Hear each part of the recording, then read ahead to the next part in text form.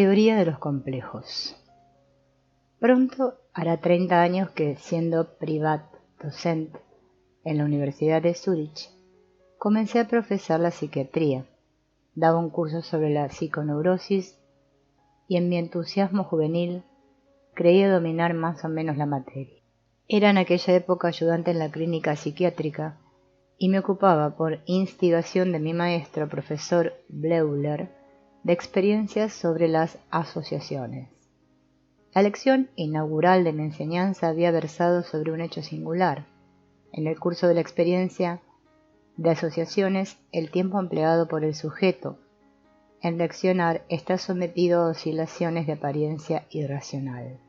Las prolongaciones del tiempo de reacción en el curso de la experiencia, prolongaciones repentinas, singulares e inesperadas, me llevaron a descubrir entre 1902 y 1903 lo que yo bauticé con el nombre de complejo afectivo. El presente estudio pretende dar una visión de conjunto de la teoría de los complejos, elaborada a partir de entonces. A lo largo de los 8 años de mi actividad docente en la universidad, tuve que convenir que la instrumentación médico-psiquiátrica con la que se intentaba penetrar la psicología de la neurosis no procuraba sino apreciaciones muy limitadas sobre la naturaleza del alma enferma. La enfermedad se hace visible, sí, pero lo que estaba afectado por la enfermedad seguía en las tinieblas. Se presuponía entonces tácitamente una psique normal, de la que algunos creían conocer más o menos la complexión. Pero cuanto más me esforzaba por penetrar la naturaleza del alma, más dudaba de saber realmente lo que podía ser esta psique normal. Para adquirir una idea general de la naturaleza de lo psíquico, era preciso remontarse muy lejos en la historia del desarrollo de la conciencia, y había que utilizar la experiencia humana en toda su amplitud para corregir la estrechez del punto de vista personal. Por eso mi último curso en la universidad trató de la psicología de los primitivos, con la que por otra parte no había tenido todavía personalmente contactos directos.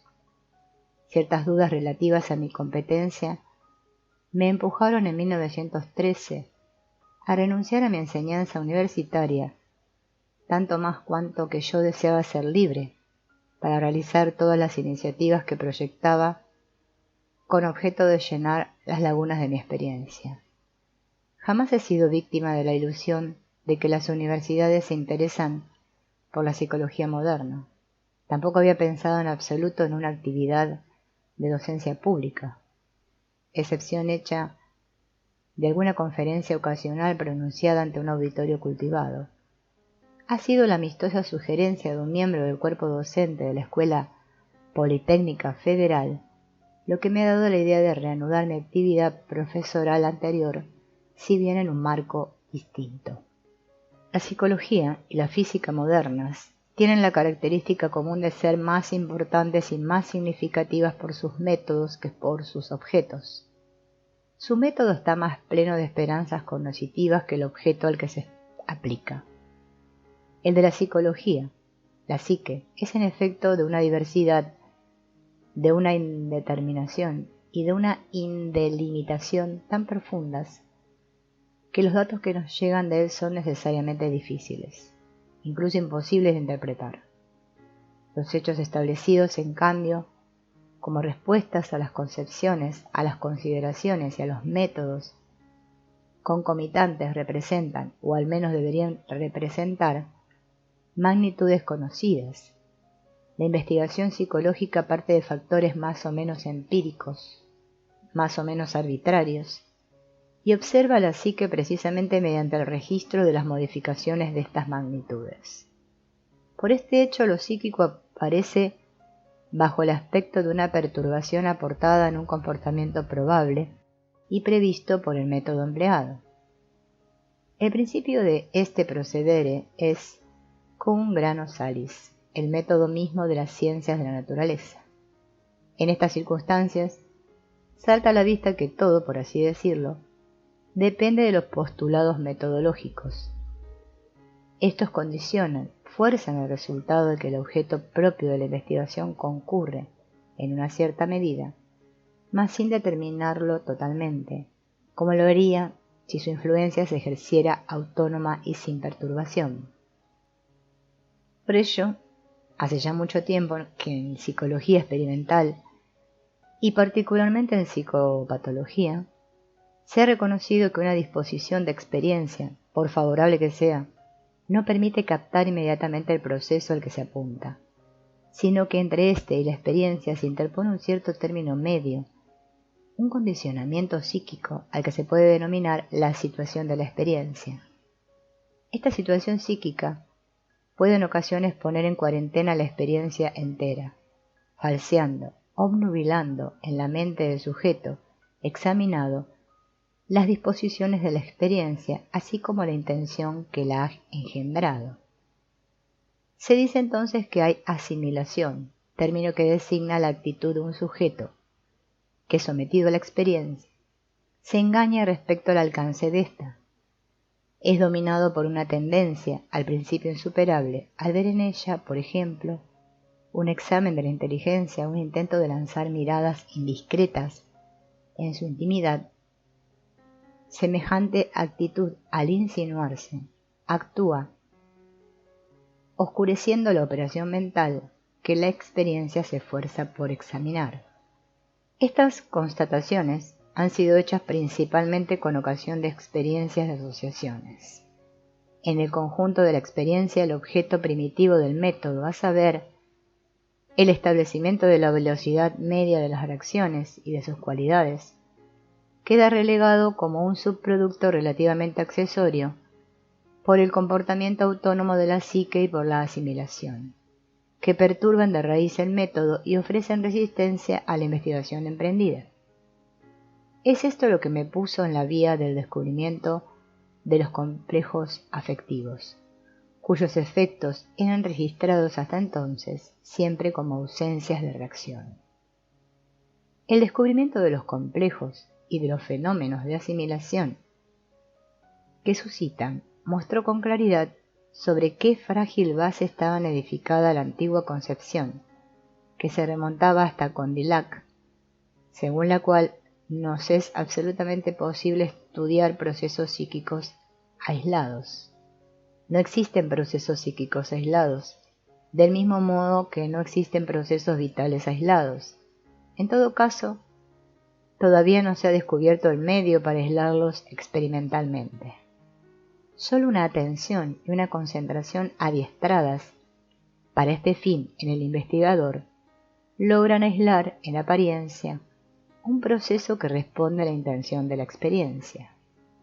Pero esta observación dirigida constituye para el investigador una situación de experiencia, análoga a la situación descrita más arriba, en relación con el sujeto. En este caso es la conciencia la que asume en el investigador el papel del complejo asimilante, ejercido en el caso del sujeto por complejos de inferioridad más o menos inconscientes.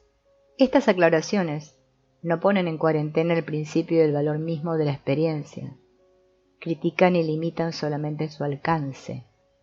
En el dominio de los procesos psicofisiológicos, por ejemplo, percepciones sensoriales o reacciones motrices, predomina el puro mecanismo reflejo, pues siendo la intención experimental con toda evidencia inofensiva, no se produce asimilación, o bien, si se produce, es mínima y no altera seriamente la experiencia. En la esfera de los procesos psíquicos complicados, en cambio, ningún dispositivo de experiencia garantiza que no nos saldremos del marco de las posibilidades consideradas y bien definidas.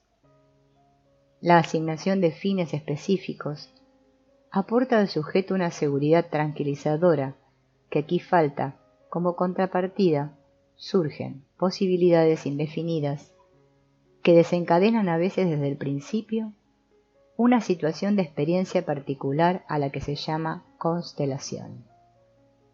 Esta noción expresa que la situación exterior estimula en el sujeto un proceso psíquico marcado por la aglutinación y la actualización de ciertos contenidos. La expresión «está constelado» indica que el sujeto ha adoptado una posición de expectativa, una actitud preparatoria que presidirá sus reacciones. La constelación es una operación automática, espontánea, involuntaria, de la que nadie puede defenderse. Los contenidos constelados responden a ciertos complejos que poseen su propia energía específica. Cuando la experiencia en curso es la de asociaciones, los complejos manifiestan en general su presencia por una influencia acusada, perturban las reacciones prolongándolas o, en casos muy raros, provocan para disimularse un cierto modo de reacción, perceptible por el hecho de que ésta no corresponde ya al sentido de la palabra inductora. Los sujetos que se prestan a la experiencia y que son cultos y están dotados de una fuerte voluntad, pueden, gracias a su habilidad motriz, a su virtuosismo verbal, responder en un breve tiempo a una palabra inductora crítica que atrapan, por así decirlo, al vuelo, esquivando su sentido al deshacerse de ella con rapidez. Pero esta semi-prestidigitación solo triunfa si hay secretos personales de importancia real que deben ser protegidos. El arte de un Talleyrand de disimular los pensamientos con palabras no es patrimonio sino de un pequeño número. Los sujetos no inteligentes, y entre ellos en particular las mujeres, se defienden mediante lo que se llama calificativos de valor, lo que puede llevar con frecuencia a resultados cómicos. Los calificativos de valor expresan en efecto matices del sentimiento, como bello, bueno, amable, dulce, gentil, etc. En la conversación corriente ciertas personas, es bastante frecuente, lo encuentran todo interesante, encantador, bueno, bello, formidable. Estas expresiones tienen por misión cubrir y ocultar una ausencia de interés por parte de quien las pronuncia, o mantener al objeto así calificado a una respetuosa distancia de su persona. La gran mayoría de los sujetos sometidos a la experiencia no pueden impedir que sus complejos se aferren electivamente a ciertas palabras inductoras, dotándolas de una serie de síntomas de perturbación, en particular de un tiempo de reacción prolongado. Se puede proceder a esta experiencia asociándole medidas de resistencias eléctricas, utilizadas por primera vez para este uso por Veragut, ya que el fenómeno reflejo llamado psicogalvánico proporciona nuevos indicios sobre las reacciones perturbadas por los complejos. La experiencia de las asociaciones presenta un interés general, realiza con una gran sencillez, más que cualquier otra experiencia psicológica, la situación psíquica particular en el diálogo, permitiendo además una determinación aproximativa de las proporciones y de las cualidades. La pregunta en forma de frase es reemplazada por una palabra inductora vaga, ambigua, y por ello mismo singularmente sospechosa, y la respuesta por la reacción en una sola palabra. Una observación precisa de las perturbaciones de la reacción revela y permite registrar estados de conciencia que el individuo cuida que pasen en silencio en la conversación habitual. Se constatan así trasfondos secretos, hechos precisamente de estas disposiciones y de estas constelaciones a las que antes aludía. Lo que se produce en el curso de la experiencia puede tener lugar también en cualquier conversación, en cualquier diálogo. Aquí y allá preexiste una situación particular, una situación de experiencia, susceptible en ocasiones de constelar complejos que asimilan, es decir, que falsean y obnubilan en la mente del sujeto acomplejado el objeto de la conversación e incluso la situación en su conjunto, incluidos los interlocutores en presencia. Por este hecho, la conversación pierde su carácter objetivo y se aparta de su objeto, pues la constelación de complejo crea la confusión en el sujeto interrogado, estorba su intención, embrolla sus pensamientos, incitándole a veces incluso a respuestas de las que luego no logra acordarse. La criminología, como ya hemos dicho, se aprovecha prácticamente de este estado de cosas en el interrogatorio cruzado.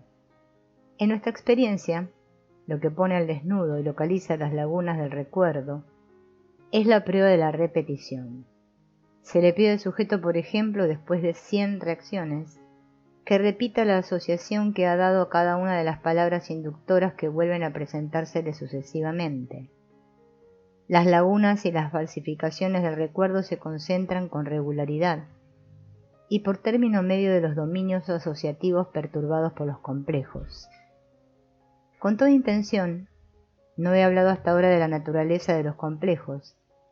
He supuesto tácitamente que era conocida, ya que la palabra complejo, en su sentido psicológico, ha pasado a la lengua alemana y a la lengua inglesa corrientes. Todos sabemos hoy que tenemos complejos, pero el que los complejos puedan tenernos es una noción que no por estar menos difundida tiene menos importancia teórica. La unidad de la conciencia, equivalente a la psique, y la supremacía de la voluntad, poseídas a priori sin examen, están seriamente puestas en duda por la existencia misma de los complejos. Toda constelación de complejos suscita un estado de conciencia perturbado. La unidad de la conciencia viene a faltar y la intención voluntaria resulta, si no imposible, sí por lo menos seriamente estorbada.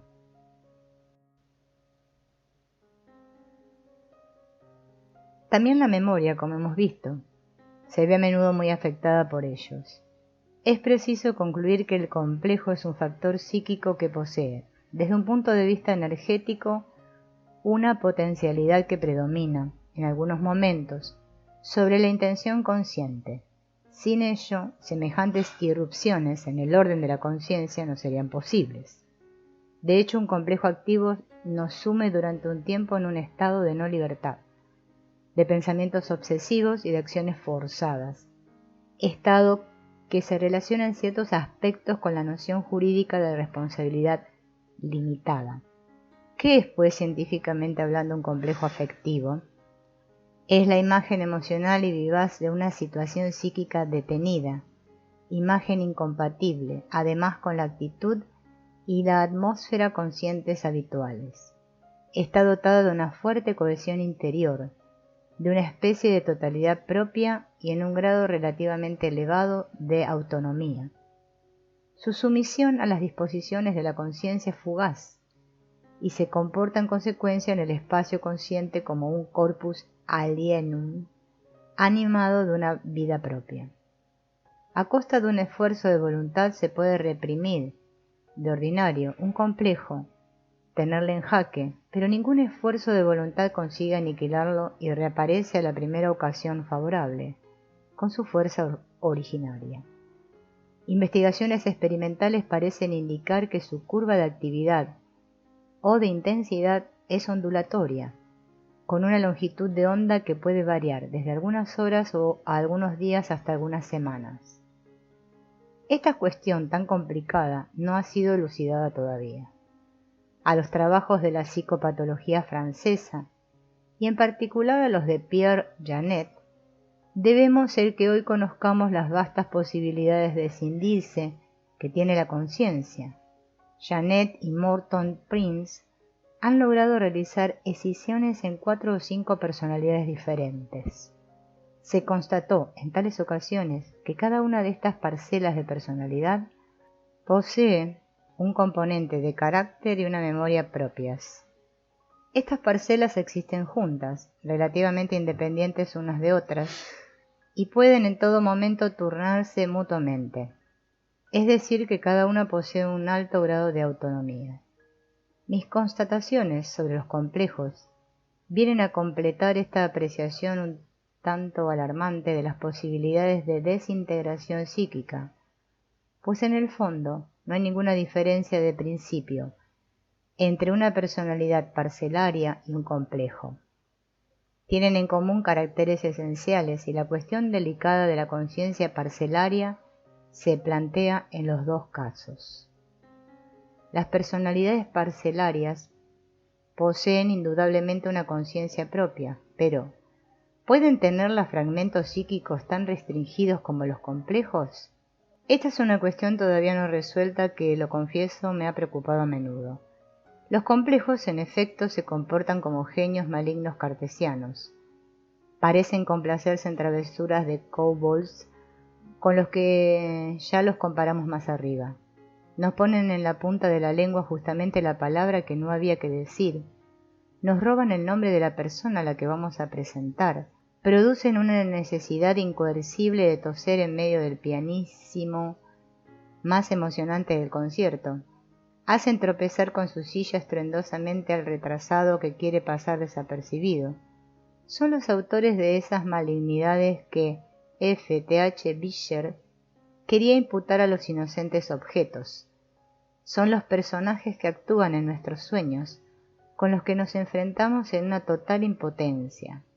Son los seres élficos caracterizados a la perfección en el folclore danés por la historia del pastor que quería enseñar el Padre Nuestro a dos elfos.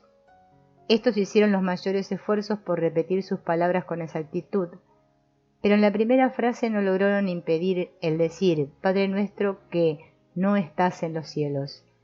Plenamente de acuerdo con la concepción teórica, se mostraron ineducables. Cum máximo salis grano. Espero que no me reprocharán esta metaforización de un problema científico. Una descripción de la fenomenología de los complejos, por sobria que sea, no puede prescindir de su impresionante autonomía. Cuanto más penetra en la naturaleza profunda, yo casi diría en la biología de los complejos, aparece con más evidencia el carácter del alma parcelaria. La psicología onírica muestra con toda claridad la personificación de los complejos, cuando no están oprimidos por el ostracismo de la conciencia, del mismo modo que el folclore describe a los trasgos que arman durante la noche un gran alboroto en la casa. Observamos el mismo fenómeno en cierta psicosis, en que los complejos hablan en voz alta y el enfermo los oye como a voces que parecen provenir de personalidades extrañas. La hipótesis según la cual los complejos son psiques parcelarias escindidas se ha convertido hoy en una certeza. Su origen, su etiología, es a menudo un choque emocional, un traumatismo o algún incidente análogo que tiene por efecto el separar un compartimiento de la psique. Una de las causas más frecuentes es el conflicto moral, basado en última instancia en la imposibilidad aparente de asentir a la totalidad de la naturaleza humana. Esta imposibilidad entraña, por su existencia misma, una escisión inmediata, a espaldas o no de la conciencia. Es incluso por lo general una inconsciencia perceptiva notable de los complejos, lo que les confiere naturalmente una libertad de acción tanto mayor. Su fuerza de asimilación aparece entonces en toda su amplitud. Al ayudar la inconsciencia del complejo a asimilarse, el yo mismo, lo que crea una modificación momentánea e inconsciente de la personalidad, llamada identificación en el complejo. Esta noción moderna por completo lleva en la Edad Media otro nombre, se llamaba entonces la posesión, término que está lejos de evocar la representación de un estado inofensivo. No hay, sin embargo, ninguna diferencia de principio entre un lapsus lingual corriente, debido a un complejo, y las blasfemias desordenadas de un poseso. No hay más que una diferencia de grado. La historia lingüística presenta numerosas expresiones en apoyo de esta tesis. De una persona afectada por un complejo, y bajo los efectos de su emoción se dice, ¿qué es lo que le ha entrado hoy? Tiene el diablo en el cuerpo, etc. Ya no se piensa naturalmente al oír estas metáforas gastadas en su sentido originario. No por ello resulta menos fácil reconocer y mostrar, además, que el hombre más primitivo y más ingenuo no psicologizaba como nosotros los complejos perturbadores, sino que los sentía como entía per se, es decir, como entidades propias, demoníacas, como demonios. El desarrollo ulterior de la conciencia ha conferido tal intensidad al complejo del yo y a la conciencia personal, que los complejos han sido privados, al menos en el uso lingüístico, de su autonomía primitiva. En general se dice tengo un complejo. El médico le dice a una enferma histérica, a la que exhorta, sus dolores no son reales, usted se imagina que sufre. El miedo a la infección es aparentemente una invención arbitraria del enfermo. Y en todo caso se trata de persuadirle de que se ha forjado de la nada una idea delirante. Sin esfuerzo se ve que la concepción moderna corriente considera el problema, dando por sentado el hecho de que el complejo ha sido inventado e imaginado por el paciente, y que por consiguiente no existiría si el enfermo no se tomara el trabajo de darle, de forma en cierto modo intencionada, vida. Se ha establecido, por el contrario, que los complejos, esto está fuera de duda, poseen una autonomía notable, que los dolores sin fundamento orgánico, es decir, considerados imaginarios, son tan dolorosos como los dolores legítimos, y que una fobia patológica no tiene la menor tendencia a desaparecer, aunque el enfermo en persona, su médico y hasta los usos lingüísticos aseguren que no es más que imaginación.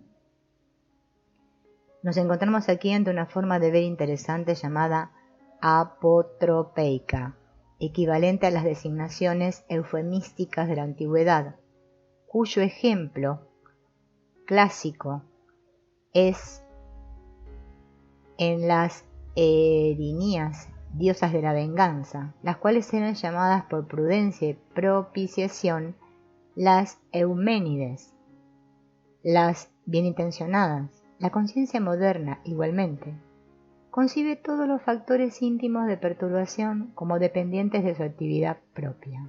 En una palabra, se los incorpora, intenta domesticarlos.